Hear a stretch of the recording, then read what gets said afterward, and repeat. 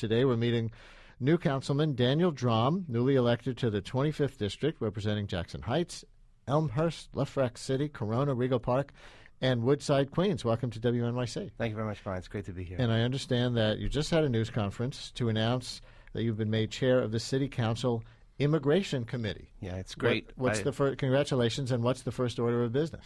Well, I want to ensure that our immigrant population gets its fair share of resources. I happen to represent what's probably one of the largest immigrant districts in all of New York City and probably one of the most diverse. And for too long, we've gone without our fair share of services, and that's one thing that I want to make sure happens in my tenure as a city council member. And I gather that you're hoping to set up a day labor site. Yes, that's one thing that's very important. I feel that the day laborers are the least amongst us, and they need services that are not currently being provided for them. And I think having a physical building would enable organizations to be able to provide those services to them. So this would be a shelter near a street corner where day laborers could go and congregate and wait for employers to come and pick them up? That's one thing, and also the addition of social services would be there so that they could come in and get help in learning how to get food stamps or employment help and job training and things like that, so that it would be multifaceted.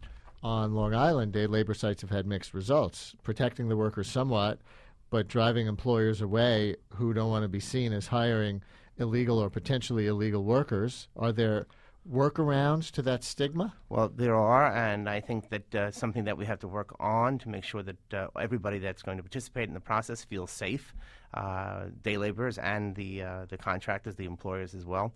But it's definitely something that I want to move forward with. Are you afraid of a backlash? We know how strongly many people feel against illegal immigrants. Right. Well, not all day laborers, number one, are undocumented. That's one thing. Many are documented, and I'm not afraid of a backlash. Look, I think that one of the things that I like about being the chair of the Immigration Committee is that I've faced discrimination myself. I'm an openly gay person. I came out in 1992 as an openly gay school teacher, and I faced a big backlash back then. And I take seriously my role as chair of the Immigration Committee because I've had to face discrimination and prejudice in my life, and I know how to fight back, and I'm really looking forward to taking on this challenge. The neighborhoods you represent, Jackson Heights, Elmhurst, Lefrak City, Corona, Rego Park, Woodside, they're not exactly thought of citywide as Chelsea in terms of, the concentration of gay residents, but there is actually a large LGBT population in your district, isn't Perhaps there? the second largest LGBT population in the city of New York. In 1993, I founded the Queens Lesbian and Gay Pride Parade in response to the murder of Julio Rivera and a hate crime that occurred there. 3 white supremacist skinheads went out hunting, and that was the word that they used for a homosexual to kill, and they came upon Julio. But it's been a quieter community. Of course, now with the parade and the addition of several organizations, people know a little bit more about it, but you're right, it's not as well known as Chelsea. Where's the population concentrated? In Jackson Heights. In Jackson Heights, primarily in the historic district, but in various parts. And the population in Jackson Heights is a little bit different than Chelsea also. It's a mixture of Latinos, South Asian gay people, and that's also reflected in the parade. What is it about Queens? There was the defeat this year of gay marriage in the New York State Legislature, in the Senate, and wasn't it 4 Democrats from Queens It was. who were instrumental in sinking the bill? It was, and it's really funny. You're right. We thought we had moved so much far ahead.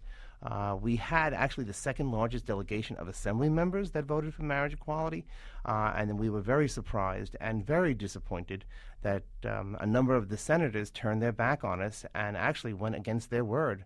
Hiram Montserrat was one of them. He had said that he would vote in favor of marriage equality and then turned around and voted against it. So we are very disappointed with that. I've read that there have been some clashes, I don't mean violence in the streets, but conflicts between the immigrant population and the LGBT population in your district, both of which you said are large. There was a story in the New York Post about that because there was an alleged hate crime that occurred in a Mexican bar, and the gay guy to whom that alleged hate crime had happened wanted to make sure that the community wasn't referred to as having that type of conflict.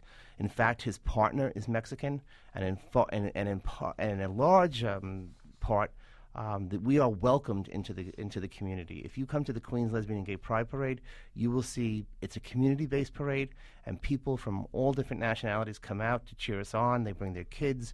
When the Ecuadorian gay group passes by, all the Ecuadorians cheer. When the Colombian gay group passes by, all the Colombians cheer.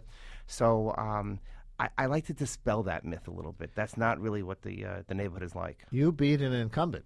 Yes. A pretty rare feat in city council or any level of that government. Remind me, who was the incumbent? Helen Sears. And do you think people voted against incumbents based on the overthrow of term limits? Did that play a role? I think that played a little bit of a role, but I think that what the biggest concern in my community was the lack of constituent services being provided and the lack of response from the former incumbent's office. And I think that was very important. Do you see your role in the Bloomberg third term, you meaning the entire city council, as trying to be tougher on him and more oppositional than the old city council? I think you're going to see a lot more activity in the city council. I think you're going to see a very progressive council. I think you're going to see people willing to take on issues that people might not have been willing to take on before. I'm an educator. I've been teaching for 25 years. I taught up until the second week of November. And I believe very much, and I heard the segment before where you were talking about teachers and teacher accountability and teacher qualifications. And I want to bring in the missing piece, which is chancellor accountability.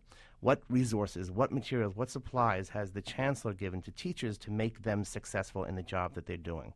What will the Immigration Committee, which you are now the chairman of, what will you be doing to aid the Haitian community here? Well, already we have a notice on my website to get funding to go to the Haitian community. We just got in contact with the Haitian community about doing some possible fundraisers and raising money. At this point, money is what people need the most. A little bit further down the road, we'll probably be doing some clothing drives and some canned food drives and things like that also to help the Haitian community. And Haitians now will be eligible for temporary protected status if they are currently undocumented. But I have a question about that. Sure.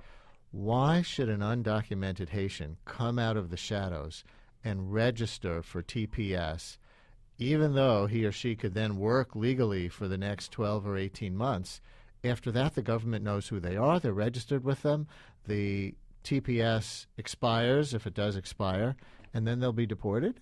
Right. We hope not, and we hope that, if anything, establishing this extra 18 months might, in the long run, help them when in fact immigration reform happens, that they will have a record of having been here and having worked here. It does say on the Immigration Service website that this will not be taken into account if people want to get a green card. That's what they say. Hopefully we can change that, and hopefully we can move forward from that as well.